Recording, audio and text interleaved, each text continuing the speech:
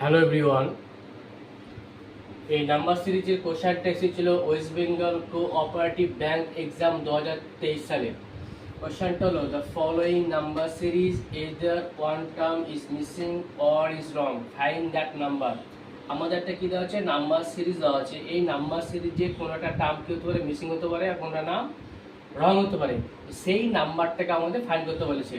তো আমাদের নাম্বার সিরিজটা কী আছে, ফার্স্ট হচ্ছে 1, 2, 5, 10, 17, 28। যে কোনো নাম্বার সিরিজে আমাদের ফার্স্ট অ্যাপ্রোচ হবে কি, ডিফারেন্স করা।